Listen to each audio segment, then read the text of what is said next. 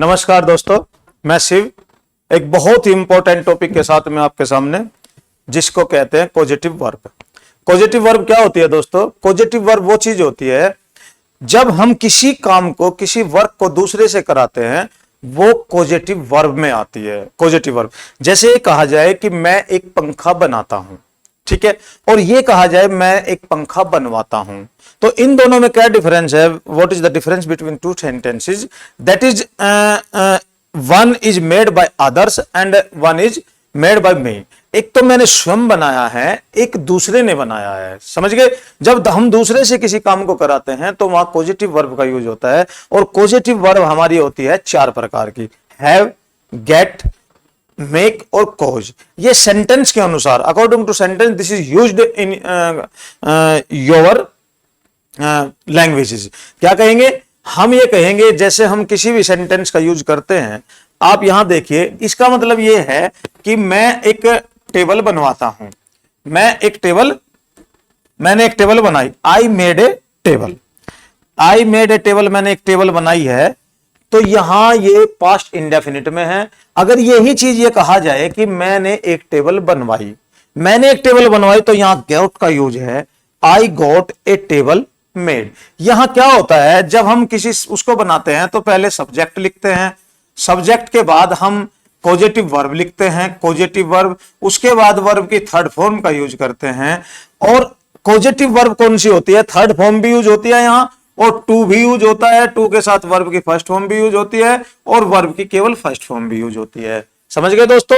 फिर इसके तुरंत बाद वो ऑब्जेक्ट यूज होता है जिस पर कार्रवाई हुई है। जैसे यहां हमने इसके तुरंत बाद टेबल लिया है, तो ये टेबल यूज होगा, तो यहां हम ऑब्जेक्ट कहेंगे, ऑब्जेक्ट यूज होगा, और उसके बाद आपका वर्ब यूज होगी। ये वर्ब यूज होगी। यहां पर देखो क्या होगा, पॉजिटिव वर्ब तो यहां यूज होगी, और ये क्या है कि उसके तुरंत बाद आपकी ऑब्जेक्ट यूज होगा। ऑब्जेक्ट के बाद में आपका क्या होगा कि वर्ब यूज होगी। वर्ब आपकी लास्ट में यूज होगी, जैसे कि यहां लास्ट में यूज हुई है, देख सकते हो आप। यहां पहले यूज हुई है, जब लास्ट में यूज होती है तो वहां पॉजिटिव वर्ब होता है। तो क्या कहेंगे, सब्जेक्ट के पास में ये होगा, क्या होगा, सब्जेक्ट के बाद में पॉजिटिव वर्ब होगी, फिर आपका ऑब्जेक्ट होगा, फिर आपकी वर्ब यूज होगी। वर्ब क्या है कि थर्ड फॉर्म भी यूज होती है, और फर्स्ट फॉर्म भी यूज होती है, और थर्ड टू के साथ इन्फिनिटिव भी यूज होती है। क्या कैसे क्या कहेंगे हम? अगर हैव और गेट, ये दोनों सेम है, इन दोनों का मतलब एक ही है। यहां हम हैव का भी यूज कर सकते हैं, क्योंकि यहां ये सेकंड फॉर्म यूज हुई है, तो हैड यूज करेंगे। I had a table made. I had a table made.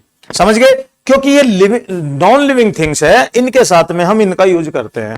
तो हम कह सकते हैं, अगर यदि हैव और गेट का यूज हुआ है, तो यहां नॉन लिविंग थिंग्स होना चाहिए, नॉन लिविंग थिंग्स होना चाहिए। तो इनके साथ हम वर्ब की थर्ड फॉर्म का यूज करते हैं। ध्यान रखना, ये दोनों ही एक यूज है। या तो हैव का यूज कर सकते हो, आप गेट का यूज कर सकते हो, कोई सी भी फॉर्म का यूज कर सकते हो। ये पॉजिटिव वर्ब है।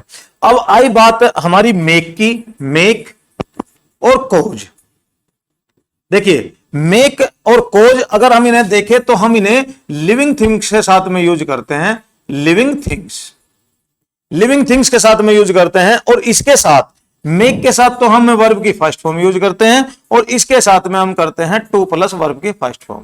तो ध्यान रखना, जैसे मान लीजिए हम ये कहते हैं, मैंने कहा कि मैंने एक पत्र किसी से लिखवाया, तो ये पत्र क्या है? ये पत्र निर्जीव चीज है, तो यहां गेट और हैव का यूज होगा। तो I got this letter written by anyone, या किसी से भी कह लीजिए, भाई किसी से लेटर लिखवाया तो किसी से का एनीवन आएगा, नहीं तो I got this letter written. ठीक है?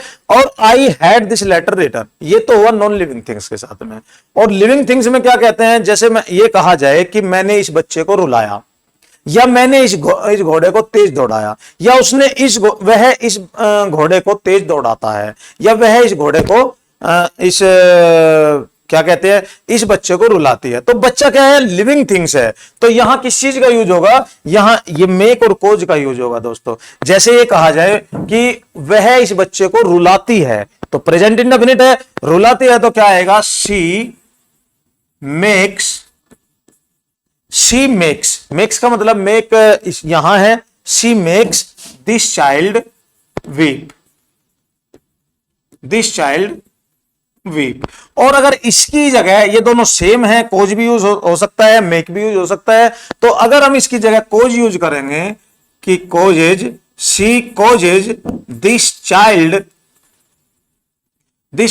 To weep. बस अंतर इतना आया है दोस्तों। क्या अंतर आया है कि देखिए हम आपको बता देते हैं फिर से, अगर हैव और गेट का यूज करना है तो नॉन लिविंग थिंग्स के साथ होगा, और मेक और कोज का यूज करना है तो ये होगा लिविंग थिंग्स के साथ में। That is solve. यही सब कुछ है। जब आप किसी से काम कराते हैं वहां पॉजिटिव वर्ब का यूज होता है। पॉजिटिव वर्ब 4 होती है, 2 एक परिवार से होती है, 2 एक परिवार से होती है।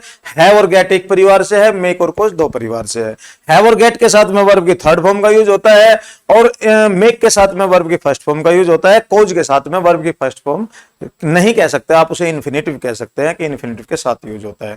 थैंक यू, नमस्कार, आदाब जी।